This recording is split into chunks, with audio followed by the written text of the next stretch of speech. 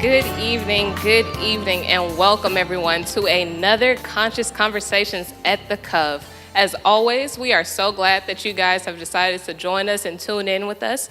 As usual, before we get started, just a few announcements. First up is tomorrow, our Divine Worship Let's Go worship experience, y'all, starting at 12:30. We do have Sabbath school that will be at 11 for both adults as well as children. Both of those are at 11 o'clock, and then we have Pastor Jackson's new life class at 11:30. And again, at 12:30, we start our worship experience. Well, Pastor Jackson will be starting a new sermon series entitled Being Fulfilled. And tomorrow's sermon will be entitled Stalking the Shelf. Right after our Let's Go worship experience is our fellowship meal in the Agape Fellowship Hall. And then y'all, at 5 o'clock, we have Sabbath snack. Y'all, on Sunday, remember to mark your calendars. It is daylight saving times. We spring forward, so set those clocks right so you're not late for work or anything, or you're not waking up too early. Then on March 13th, on Monday, we have We Are His Witnesses. It is a Zoom Bible worker training starting at 5:30 p.m. And then at 7 p.m., it's Bible U, y'all. Class is in session. Things old and new at 7 p.m. And then on Tuesday, the food pantry will be closed, but we want you all to stay tuned for more updates on that. And then on Wednesday, we have our reboot services. The first one, midday reboot service at 12 p.m., followed by reboot headliners at 7 p.m. And then y'all, next Sabbath is our big Sabbath, our mobile food drive. We want volunteers to come on out at 11, but at 9:30, we start our Prayer That Moves service at 9:30, followed by a mobile food drive from 12 to 3. So that's the prayer service at 9:30, then mobile food drive from 12 to 3. And that is all of the announcements for today. So before we get started, let's have a word of prayer. Dear Heavenly Father, we thank you for this beautiful evening that you have blessed us with and getting us all here safely. But Lord, I ask that you let this conversation that takes place tonight be both informative and productive. It is in your name we pray. Amen. Detachment does not mean I don't own nothing. Detachment means nothing owns me, meaning that I can admit to my flaws, I can admit to my bad habits, I can even admit sometimes when I mess up. But detachment means that nothing owns me, meaning that those flaws, those bad habits, those things that I mess up, it does not own me. It do not define the man I am. It does not define my character. It does not define where I'm going. And understanding that when I detach from something, I have to attach to something else. I have to attach to that which is greater. I have to attach to people and things that are gonna be in my life to benefit my life. Understanding that life can be just like a train. Life can be just like a train. And when we're on the track called life, know that sometimes it may derail, but you have to detach from that derails you and get back on track, people. Understand that you gotta know who you are and you have to attach to that which is greater. Why? Because the world needs to see it. Peace. I want to welcome everybody tonight. Got my man here. Yes, sir. Yes, sir. Raymond Henderson. Yes, sir. I call him at times Ray Ray. He's so nice. Mama named him twice. Ray Ray. What's going on? Listen, man, welcome to the Cove. Yes, welcome sir. to Conversations. We just saw your little, I ain't gonna say a little TikTok, I'm an old man. We saw your TikTok. Yes, sir. Tell me what's that about, what you trying to do. Tell us who you are first. Well, my name is Raymond Henderson. Call me Coach Ray B. I'm just a positive pusher. I'm a hope pusher, man, and I really want everybody, particularly every black man, in particular, to be and live the highest and best selves, man. That's who I am. Doc. Yes, Okay. sir. So I know you from cutting my hair. Yes, sir. What I appreciate about you is that you don't allow yourself to settle. You have a love for the community, Yes. but most of all, you're a Christian man. Yes. So you decided to do something different than most people do. Yes. Become a life coach, a Christian life coach. Yes, sir. Tell us why you decided to do that, and what is that? Man, and a lot of people ask when they ask what is a life coach, and it's aligned a lot with therapy. So if I could just explain it, so if you get hurt or something like that, right? Okay. You go to the ER. The therapist is the ER doctor. They do the hard work. They do the tough work. And after that, you have to do the rehab. Rehab is the life coach. It's the life coach. It's me. It's who I am.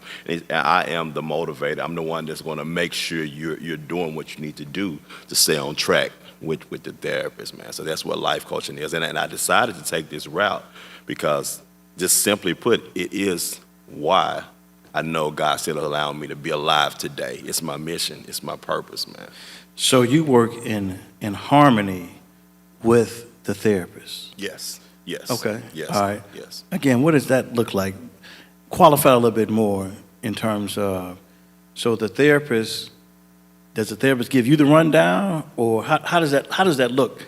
Because it seemed like the therapist has to talk to you about the individual, but what does that look like? Right. So how it basically goes, if the therapist, once you go to a therapist, you talk with the therapist will help you break things down, help you really put things in perspective as to what's going on in your life. And so once the therapist gets you to a certain point, they don't necessarily tell me everything that's going on, Okay. but they allow the individual to tell me, to share with me what they have going on, and I make sure that the things that the therapist gave them to do and instill in them, make sure they push that forward, man. And right now we do it in groups. I do a lot of group coaching now. Okay. So I'm old school, right? Mm-hmm. And so I understand that a lot of millennials Mm-hmm. feel that they need a life coach. Yes. Why is that? Is it because they don't have no direction? What? I'm old school, so when I grew up, you kind of had an idea what you want to do in life, and you start pursuing it. And even though you had professors and advisors to help you, you made it through. But this generation, they say, need life coaches, almost like a support dog, right? Right. Exactly. But why? And why this big? I'm trying to understand, being this older guy now. This cat is not old. Yeah, he is not old. I'm old in the head. but it's really the push in this generation, Doc. Okay. With coaching, life coaching, it's the motivation piece, right? Okay. It's the part that because we're in the age of social media. We Okay. watch social media all the time. Everybody, we get up and go to sleep looking at social media, and you want to look at something, or you want somebody in your life, or some things, entities in your life that's going to motivate you or push you forward. My job is to get you to think about something you otherwise wouldn't think about. Okay. And it's not me telling you what to do, Okay. but it's me encouraging you in a space where I see you need that encouragement, and I'll push you there. Okay. So you that conscience. Yes, if you will. Yeah. Right. I'm just Yeah, trying to yes. make the picture clear for Okay. me Yes. to understand. And Doc, I'm gonna tell you something. What just a part of my and I tell people this. Part of my purpose is if I meet you, I see you. I have a conversation with you, I recognize a need. Just through conversation, recognize a need, and I figure out what that need is, and I push you in that need. I challenge you in that need, and I give you space to be able to share with me once I let you know, okay, man, I see the need, and I'm going to push you in that need, man. Okay. So listen, we're here at the Cove, talking about conscious conversations. We want you to ask some questions. Our phone number is 901-930-6215. We want you to ask Coach Ray some questions that will help out understanding things, right?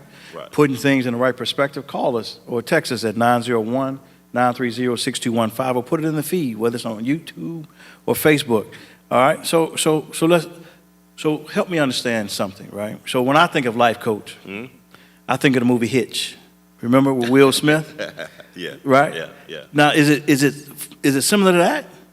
Or is it a tad bit on the other side? Because in the movie Hitch, he was trying to hitch somebody together. He's trying to help him get his life together so that he can be prepared to meet this woman, because he had so many dating issues. Now, I know it's not about dating, but Will Smith was there to help him get his life in order. So is it something similar to that?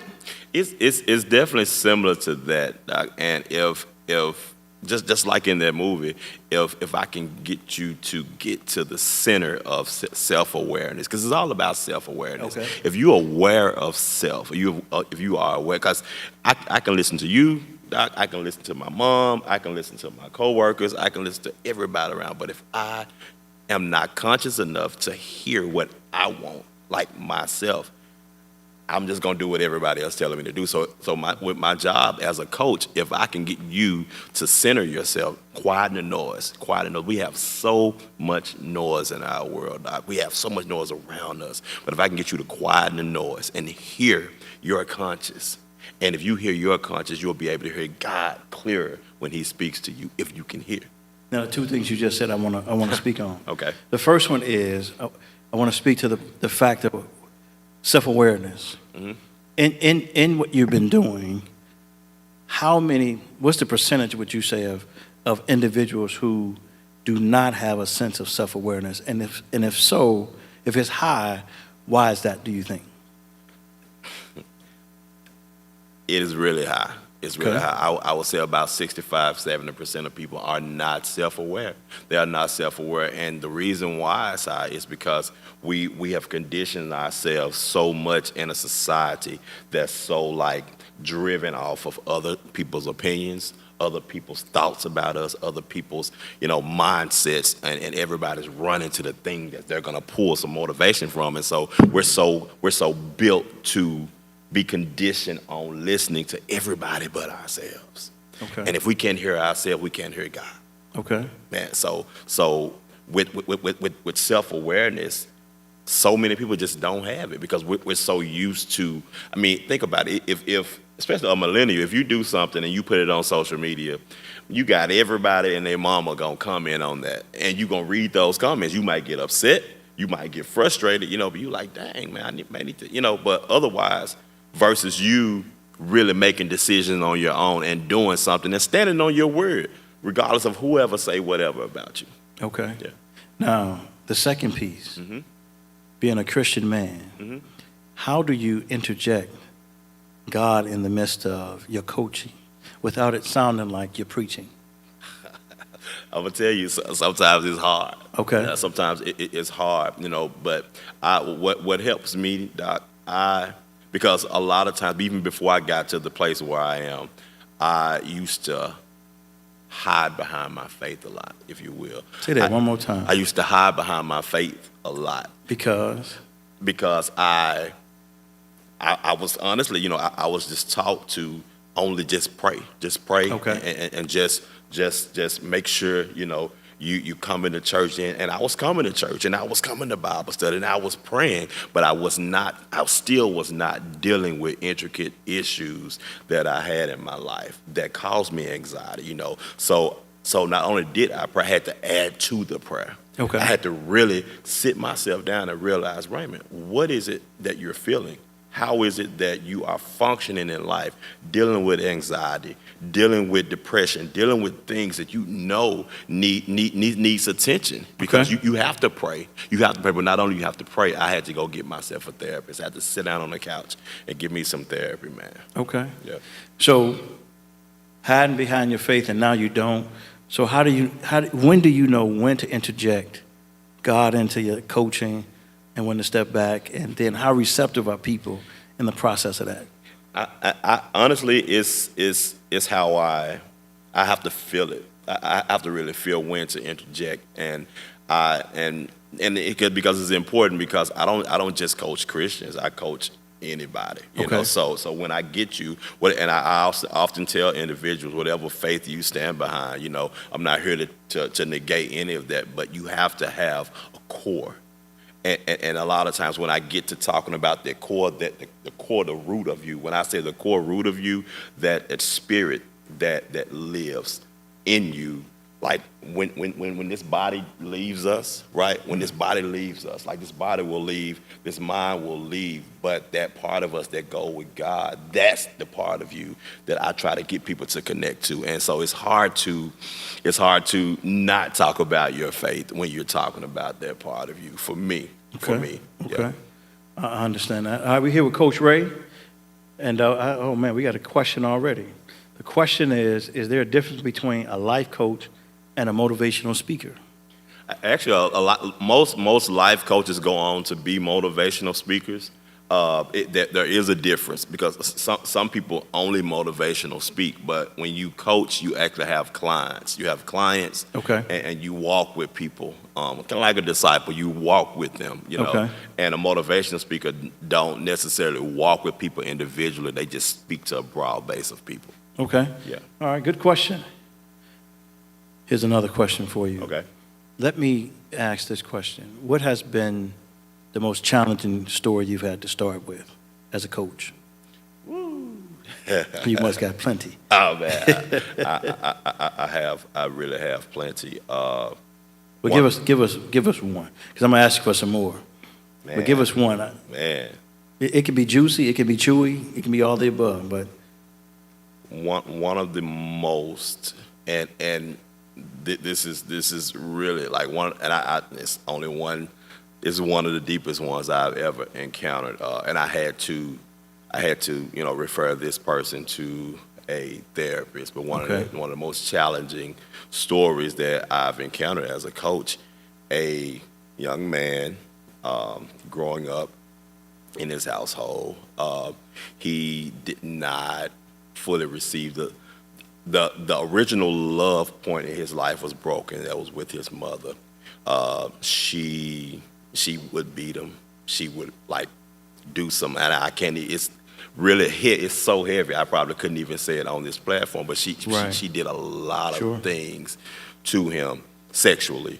She did a lot of things to him, like physically. And so, because his original relationship was damaged, he could not move into love with anybody. And this is a grown man now. You know, but we had to sit down and kind of go back. I had to go back in his life and really see, okay, where did all this start at? And so when I encounter stories like that, I understand that, man, people just want and need somebody to hear them. Right. A lot of times, Doc, we do not, we speak from our monologues. We have our monologues ready. We have how we feel, what we think, how we go, but we do not dialogue. And I think that we have to learn to meet at those intersections, to dialogue with people. And I had to sit down and dialogue with that man and be able to walk him to a space of, okay, man, I got to refer you to a therapist, man, because I've gone as far as I can go as a life coach, as my qualifications have got me,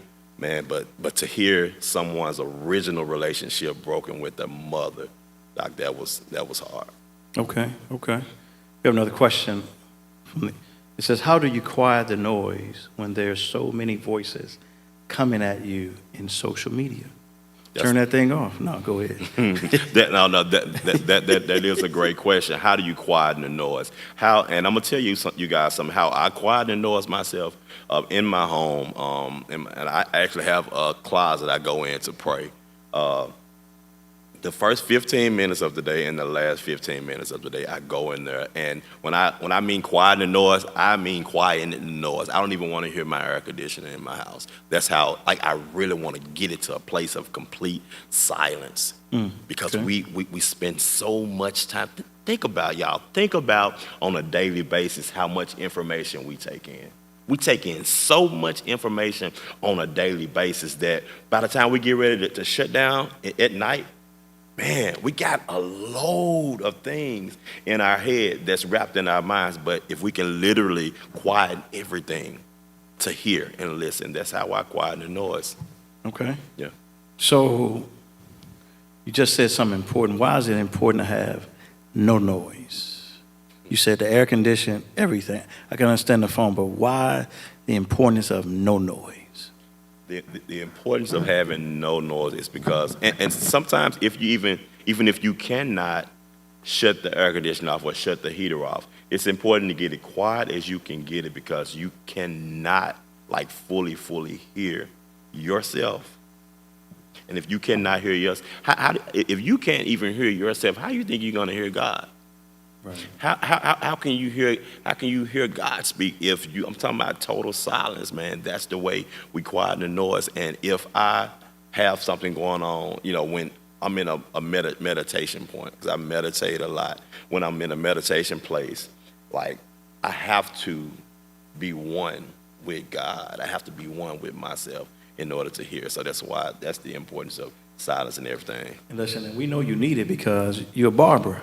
Yes. So the easiest place to talk almost is in the chair. Yes. And yes. so you hear all type of stories, ups and Yes. downs and ins and outs, and you almost have the perfect recruitment tool while you cutting hair. Yes. You can then, hey, look, I'm a life coach. So say like somebody just wants to say, man, I can be a life coach.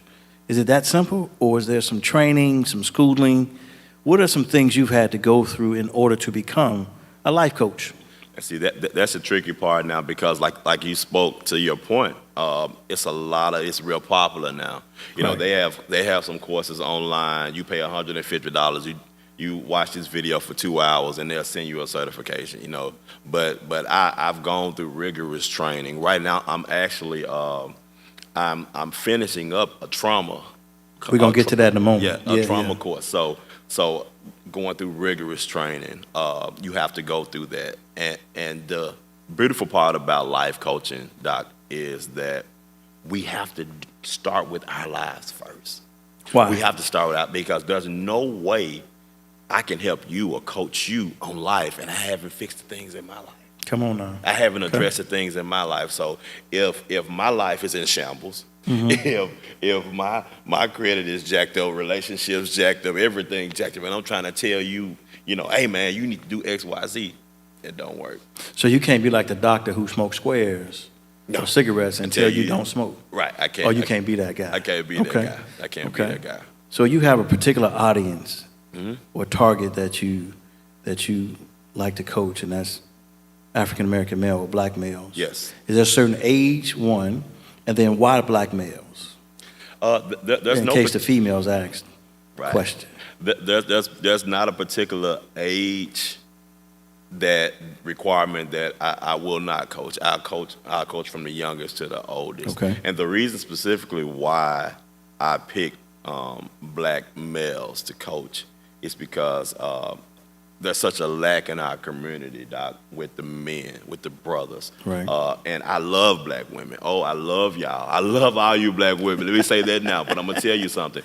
It's even so much more for you guys than it is for black men. And it's so hard for us, Doc, because a woman will speak, she will express herself, express her feelings, but a lot of times how we were conditioned as black men, we hold so much in, we keep so much in. And so God put it on my heart to go reach the men. Let the men know they can express themselves. Let them know they can be in a space to where, man, you can really give yourself that attention you need so you can show up right for your woman, so you can show up right for your family, so you can show up right for your church, your ministry, your job, man. And so that's why I chose black men.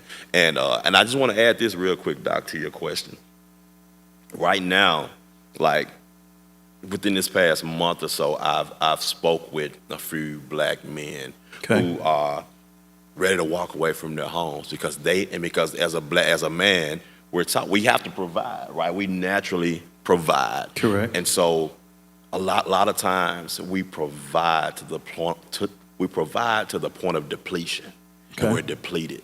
And we go so, and then it turns around, man, I ain't got nothing left. I'm ready to walk away. And your woman don't even know you in that position. She don't even know. You didn't even give her an opportunity to know. So just rounding it all together, man, because I deal with black men every single day. I've been doing it for the 22 years being a barber. Right. We need that space, man. So that's why I chose black men. Okay. Listen, y'all, we're here with Coach Ray, and glad that he's here on this end talking about being a life coach. Before we get to this next question, the big topic for the last couple of weeks, my daughter Sherlock, can y'all stop talking about it, is Ja Morant. Now it appears from his behavior that we've seen, unfortunately, cycled out in the news that he would need a life coach, would you say? Absolutely. And why do you, when you see the behaviors that's been exhibited, whether it's true or false, right? why would you think that he would need a life coach, and for what purpose? All the money he's making.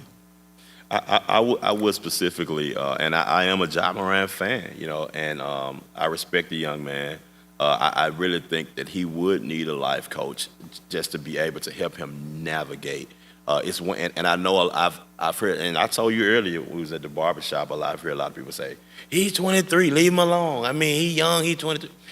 But he has such a platform, Doc. Yes. He's not just a 23-year-old young man. He's a 23-year-old young man in our community. That's an influencer. That's rich. That is the face of a ball club. You know what I'm saying? So he has a lot of responsibility, Doc. And so I think if he had somebody to walk with him and coach him, knowing he's not going to be perfect, but to be able to help him navigate through life. Hey, man, this is a time for this. Like, if you got a game tonight, no, man, we not gonna go out tonight. We not gonna go kick it tonight. No, because you got responsibilities, man. Okay. You got a platform. Right. We have another question. Question is, how do I know if I need a life coach? How would I know? How you would know you need a life coach honestly, because you asked the question. because you asked the question, and I would say at some point or another in life, I think all of us would benefit from a life coach to help you organize some things in your life, to structure some things in your life. Okay. Yeah. So if a person is disorganized, if a person is confused on what they dealing with different emotions, not knowing exactly their purpose, right?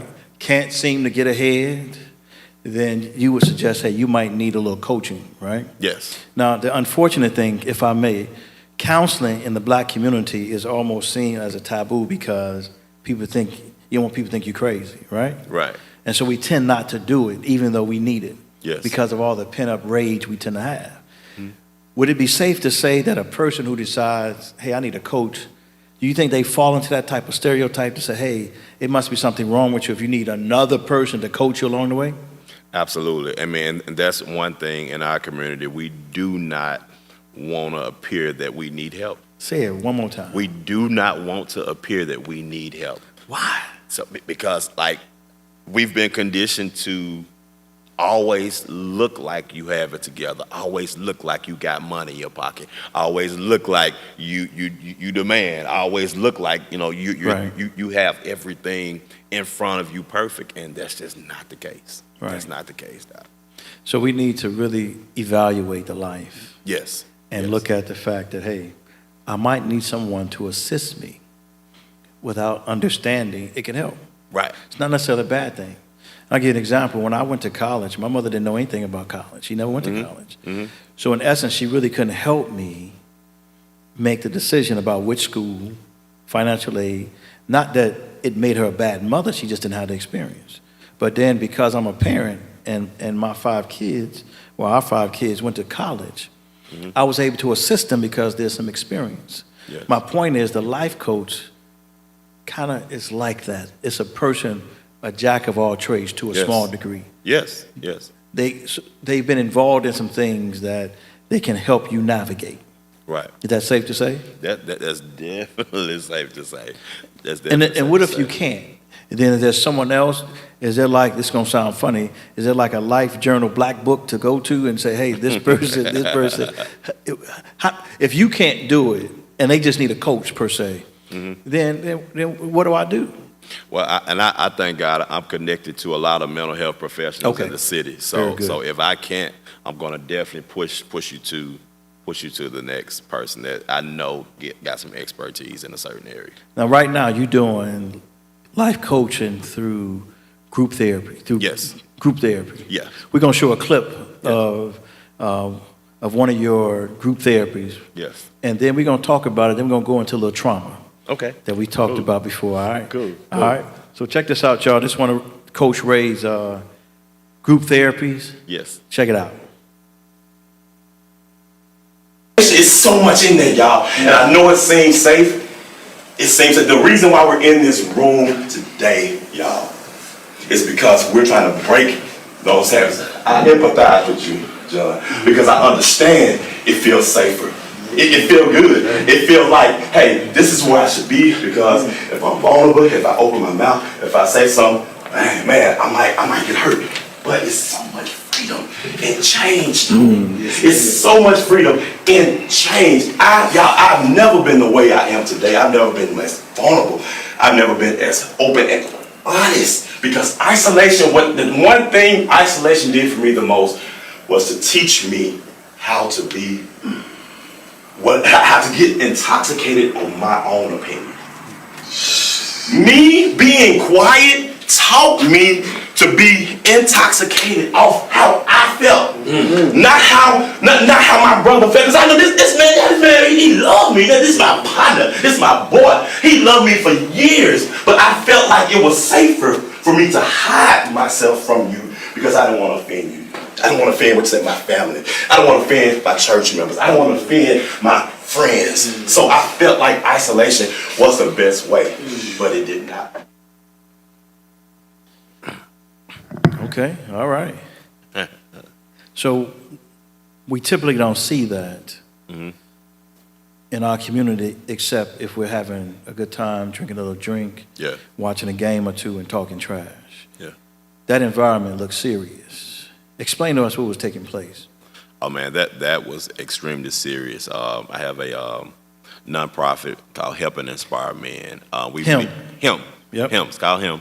We meet in my barbershop, and that particular day we were talking about why we isolate ourselves as men. We feel like it's safe to isolate ourselves, and in the clip, it got heavy because one of the guys was, he had just expressed about being depressed and felt like he was sinking. He was sinking hard in depression, but he felt like that was the best way to isolate himself. And as I said in the clip, when you isolate yourself, most times that's a way for you to get intoxicated in your own feelings. Right. That means you're getting so high off of what you feel, you don't open yourself up to any other person to be able to help you, man. Right. So in that clip, we were really discussing isolation. It got heavy, and sometimes it do get heavy in the sessions, and we allow everybody to be open and honest about how they feel. And the challenge is, just as men, to feel safe enough to talk. Yes. If there are those of us who don't have fathers in our lives, we really don't have a person, a male that we can connect to express our feelings. Right. So how do we start doing that? So you had, your father died when you was young, but you had a gentleman who married your mom, who became a father figure to you and made it easier. My cycle is different, right? Father left, really did not have conversations about life with another man. You told what to do, you watch what you see, and then you try to formulate it. And then you get older, and now you want me to express myself, man. How am I going to do that, Coach? How am I going to do that when it's not been part of my pregame warm-ups? Man. So, and the reason I'm saying that, because my boys can easily talk to me almost about everything. And sometimes one of them talk to me about a whole lot of stuff, right? But that's hard for me to do, because I've always had to carry everything about me as a man to myself, right? So then how do you get a guy like me, right, in the shop to get beyond the listening, right? But you get me to express as well. Man, we getting heavy. We getting heavy with this thing, man. I'm gonna tell you something. Two things. One, when we're in that setting in the barbershop, because we as men, because we're natural hunters, we're gonna watch. We're looking. So when we're in that setting, number one, it's so important that everybody leave titles at the door. Okay. Because a lot of times, if I come in with my title, it may intimidate another man. Like, man, I can't really, this man, he a CEO, he a pastor, he a bishop, Right. So we leave titles at the door. you're just a black man when you walk in that setting, number one. And number two, I want to speak to, more importantly, something else that you just said. And it touched me when I heard you say what you just said, because I look at my life. I have a man in my life now that I've learned to call father. Okay. He married my mother around the age I was 30 years old. So it took a long time for me to accept that, okay, I could call him dad, but... You said 30 or 3? 30. 30, okay. 30 years old. My mom, she's been married since I was like 30 years old. Again, since my father passed when I was 6 months old, a hand baby. So this is the first dad that I have ever had. But prior to that, and as you were talking, I thought about you, because I have gone through my life and I picked different things from different men, pulled different things. And as you were talking, I can look at things I pulled from you, and you don't even know it, man. I pulled from you things that you've taught me, you don't even know you taught me, man. You know what I'm saying? And growing up, I know I had to build a dad, if you would. I had to build a dad, so all the pieces. I took parts of every man, that I knew. I took parts and from him. I took parts from him, my uncle, my granddad, a deacon at the church. I took parts from everybody to build a dad. And so just that in itself, if I can provide a space for a man to talk and to have a space to where you can really get from me what you're not getting out here, man. Right. That's why I do what I do, man. I like that concept you said, build a dad, because I remember when my daughter was younger, the oldest one, we used to get her a Build-A-Bear. You remember them days? Well, Yeah. you know, if you got children, Yeah. It's Build-A-Bear. You go to the little mall and they build a bear for you, and I think it's important what you're doing, and I think even in the church, men don't express themselves, even though they have an avenue too, whether it's through worship, because you watch men are not too expressive in worship, Right. where we just sit and we watch, and then our boys turn out to be just like us. Yeah. Then we get in these groups, we don't really talk or express what we really feel, right? So, and I think a lot of it's because, I'm transitioning, watch me now, because we got trauma. And so you and I have been talking about your trauma class. Why don't you tell us about that? And then the significance of what trauma can do just to the average person without us realizing it. Oh my God. So tell us about the class you're going through first, as a life coach, and how you had to go through this trauma class and why. So right now I'm going through an intensive right now dealing with trauma, and trauma is something that it's situational. It's something that happens to you, and it happens throughout life. And most of our trauma, most of the things we learn in life start when we're like 5 years old. Everything we learn in life, we learn from childhood all the way up. And when things happen to us in childhood, a lot of times we just kind of just flow through life, and we wonder why we have different behaviors. We wonder why we have different thought processes. It's because something happened to us. And I'm gonna tell you something, Doc. The body remembers. If you go through something, and I'm talking trauma now, you go through something in your life. Let's say you went through something when you was like 11, 12 years old, right? Right. You may not remember all of the specifics about that situation, but your body remembers. So if something happens in your life today, at 30 years old, at 40 years old, at 50 years old, you wonder why your body responds a certain way. Always remember, the body keeps the score. Your body keeps the score. You may feel like, in my mind, I'm cool, I'm okay, I'm good, man, I'm straight, I'm good, but your body keeps the score. So we wonder why we deal with different ailments. We wonder why we deal with different aches and pains in our bodies, because our body keeps the score. That trauma that you deal with, those things you can't remember, we have to pull that stuff up. You have to pull it up. You have to uproot it and deal with it, look it in the face, Doc. So this class that you're in, it made you look at your trauma. Oh, yes. And Yes. what did it, not necessarily, what did it take you to in terms of, as vague as you can be, as vague as you can be, what did it do for you, knowing where it took you to and its purpose? Man, so we have something we do called chair work. and Chair work. chair work. And Okay. so basically, if I'm sitting in this chair, we sit another chair right there and another chair over there. So I was sitting in this chair, and I had to go to a point in my childhood where I had trauma, and I'm not afraid to express it. When I was young, because I did not have a dad in the household. My mom, she raised me in the church. I developed a mindset I had to be this perfect boy all the time. And so in the third chair, I had to literally get up and go and sit in that chair, and I had to turn into the 10-year-old Raymond. The Raymond that felt like I needed to learn all the scriptures because I wanted to be the best little boy, because nobody affirmed me.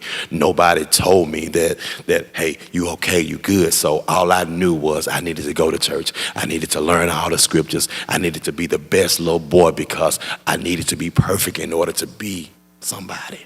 And I had to go back and visit that place, Doc, and that was so tough. It was so hard, and I had to look at that little boy from my current 40-year-old self. I had to look back at that 10-year-old and tell him, you be a boy, be a little boy, be a kid, and those spaces have to be healed. Right. And so we do that kind of work, Doc, and it pulled up everything. It pulled up everything in my life, man. And so back then, and I tell my story. I from 10 years old on into my teenage years, I felt the need to be perfect at whatever cost. So if I had to lie, I needed to lie just to look perfect, just to appear perfect. And so those things I had to go back to and heal, Doc. And it's heavy. It's heavy, I'm telling you. So and just listening to you, this life coach for you is personal. Yes, very right? personal. It's personal because you see where you were, and it's helping to free you. Yes. You want to free others. Yes. Okay. Yes. Okay, we got a question, man. In your opinion, does toxic masculinity actually exist? Absolutely. Explain to those of us who are not smart enough to understand toxic masculinity. Absolutely. What does that mean? Toxic masculinity are things. I wonder if a female wrote that. That's an example of toxic masculinity. Right? But go ahead. Yep, I definitely believe in. I believe toxic masculinity, and I will say that it's not something that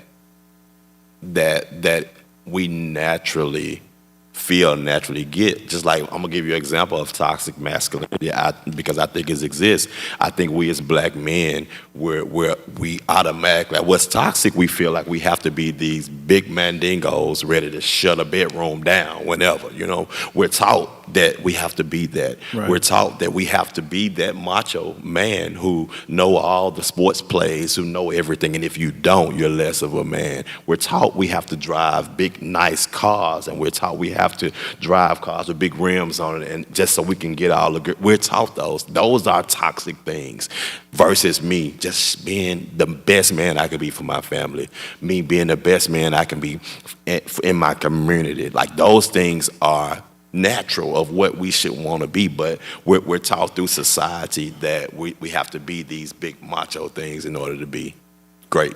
So you got to know how to play football instead of tennis. Yes. Because when I was growing up, tennis was not a masculine sport.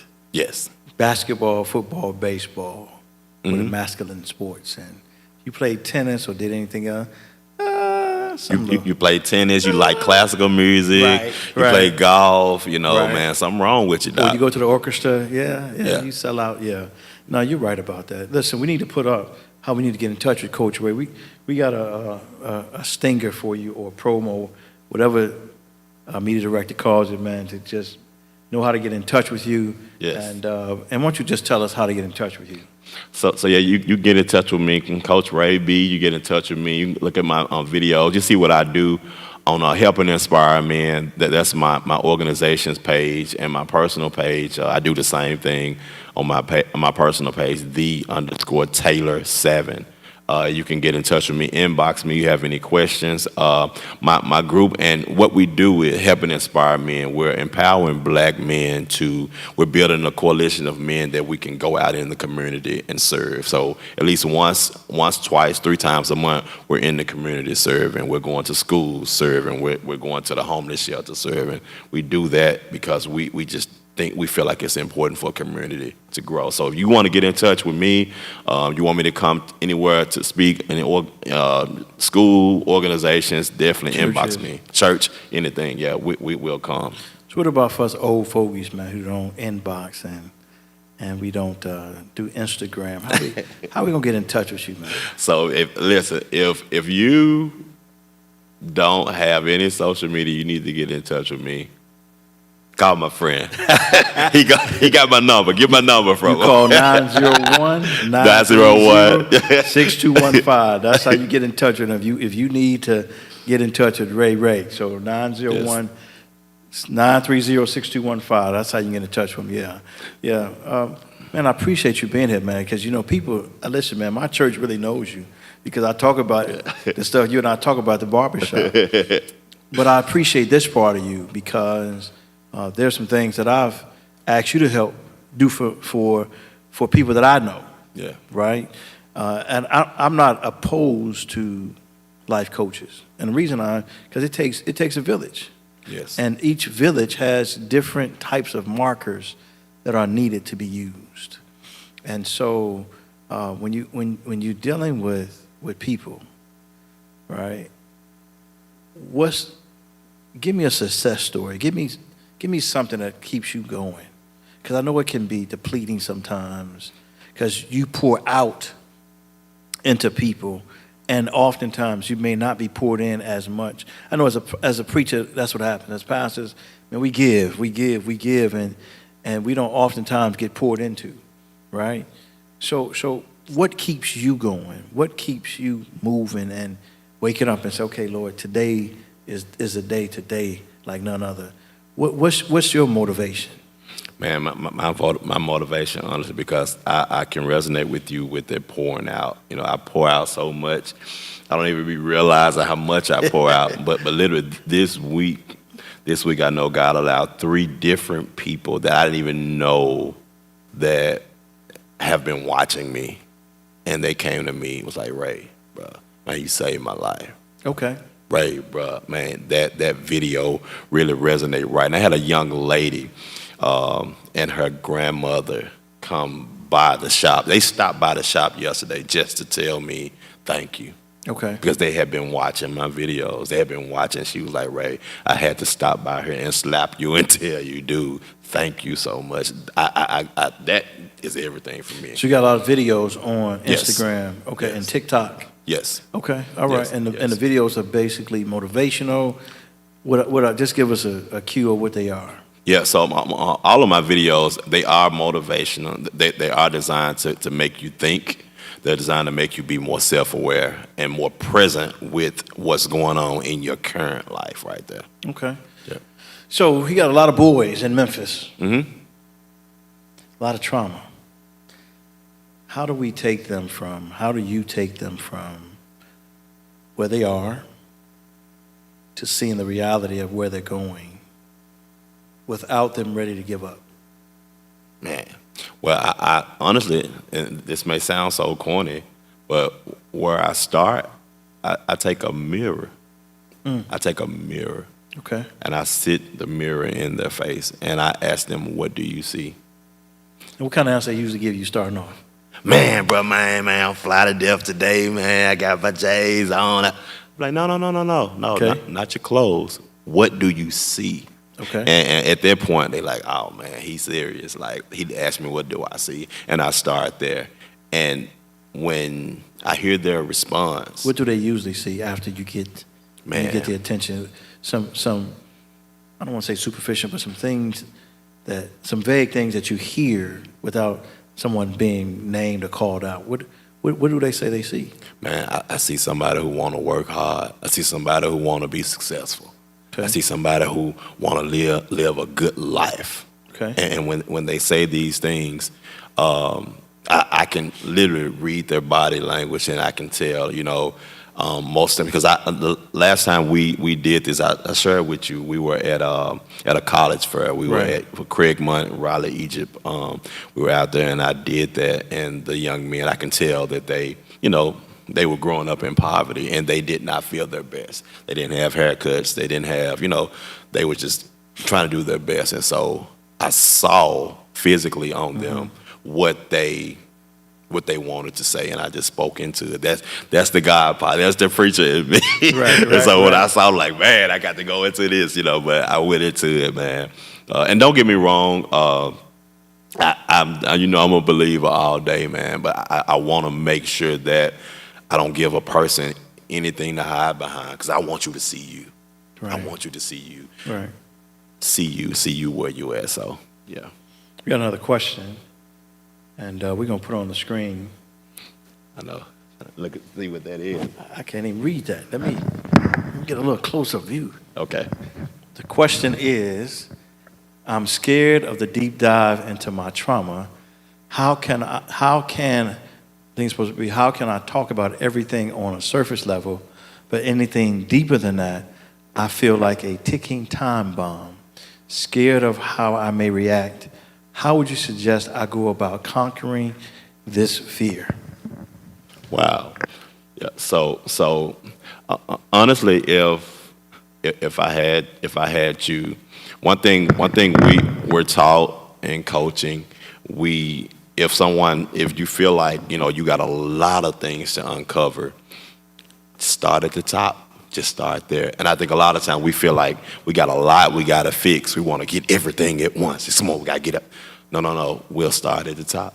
It's okay. We're going to start right there at that surface level. And we'll start right there, and we'll eventually work our way down. But if you got a lot of heavy things, and those heavy things make you feel like you want to implode and explode, we won't even go there. We'll start at the top, and we'll stay there until you feel comfortable enough to move beyond that. Okay. So it's safe to say that being a life coach is a marathon. Yes. Because so many of us want the quick fix, right? But it's a marathon. Yes. So you have to get them to trust you beyond anything else, because now you are leading them. Yes. By the way. Okay. Hey, y'all, let's put up Ray, because we coming to a close here. Let's put up Coach Ray's information again. Please contact Coach Ray on his Instagram, and say it again, because I can't read it. My Instagram is _Taylor, TAILOR 7, the number 7, and also helping inspire men. Helping inspire men. Like I want to add this too before we go. I advise everybody, Doc, if you don't have literally a mission statement for your personal life, I advise everybody to write a mission statement for your life. It may take you a couple of days to figure out, but think about everything that's important to your life, everything you want to do. Now, why is the mission statement important, you think? Mission statement is so important because it always centers you back to your root of why you are living. Your why. What is your why? What is your why? Right. Your mission statement is your why. And I'm going to tell you, I'll tell you what mine is. My mission statement is holding love at my center, balanced pace, forward thinking, thrusting others into better as I thrust into better, and embrace my change. So I know I hold love, which is God, at my center, and I have to balance my life. I have to think forward. And so as a coach, I push people, right? I push you forward, but I can't push you forward and I don't go forward. That's true. That's true. And then I embrace my change. I like that. Everybody should have a mission statement. Yes. Okay. Man, this hour go, man, so quick, When I'm in a chair, it seems like it's forever. I know, right? It's only 20 minutes. I know, right? But here, any lasting thing? Well, no, let me say this. I did have another comment or question. The challenge today is that so many of our young people, especially our boys, unfortunately, they seem like they have no direction. Mm-hmm. And they tend to operate in that no direction. How do you, as a coach, get other men to see the vital importance us being a staple in the lives of our young black men. I mean, we see it at church. We see it in the neighborhood. We even see it in our own family lives. We see aunties and grandmothers and sisters and mothers investing in both sexes. Yes. But when it comes to the men, we don't oftentimes see it that there's an investment. Yes. In the church, you don't often see the men's ministry or men invested in young boys. Yes. How do you suggest as a life coach to get men to say, hey, man, we need to be a staple for our young boys? Because I know you're doing a session, but yes. But what's the encouragement there for us? The encouragement there is to get men to understand that we are the gatekeepers.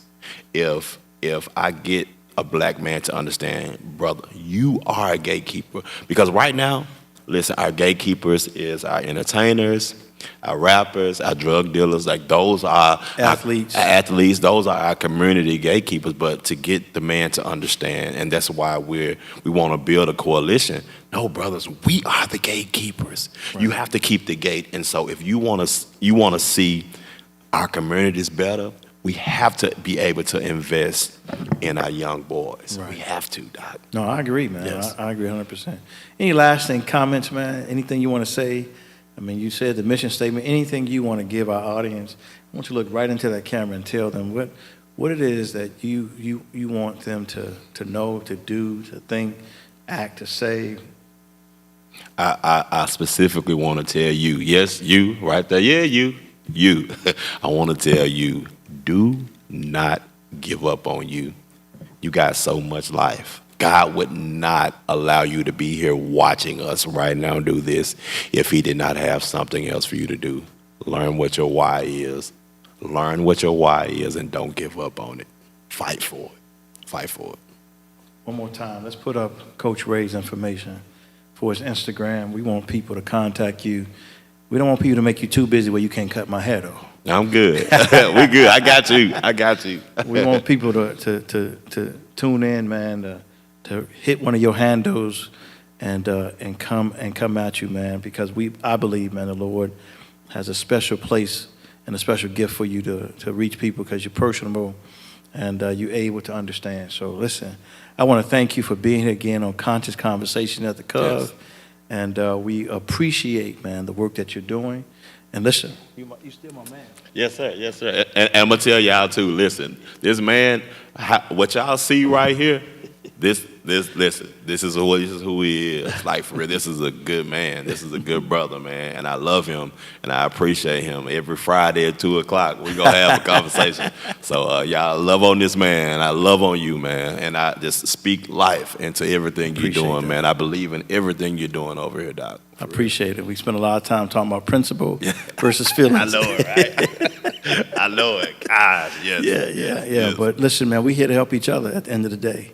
You know, I'm not too old or been around too long where I can't learn from a 40-year-old. Yeah. You know, so listen, man, we praying for your success. Yes, sir. Meaning how lives are turned.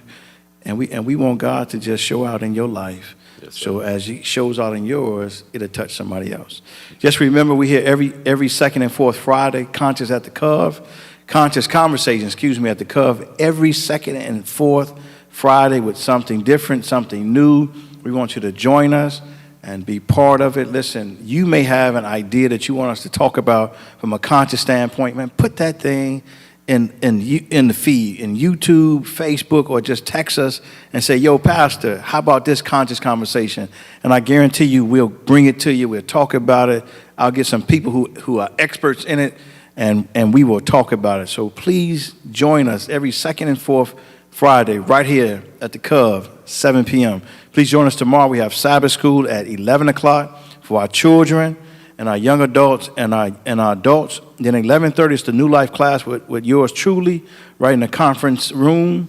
Then at 12:30 is our Let's Go Worship Experience. I'm starting a sermon series tomorrow called Being Fulfilled, ... Stack the Shelf. And then after that is our fellowship meal. And then we're going to end the day with a Sabbath snack talking about the Holy Spirit 101. And then remember on Sunday, daylight savings time, we springing ahead, not back. God bless you. God keep you. We praying, Father, we thank you for this moment. We thank you for this opportunity. We thank you for Brother Ray, Lord. Continue to inspire. Continue to place upon him, Lord, who you are in his life. Put people, Lord, that need help in his path. Give him words, give him resources, give him the ability, but continue to fill him with your spirit to take people from one place to the next, to free people from the bondage of trauma, from the bondage of being depressed and discouraged, and allow the ministry you've given him to grow. Thank you again for loving us as you do. We speak life in Jesus' name. Amen. God bless you. Have a good night. Let's go, y'all, and be the change.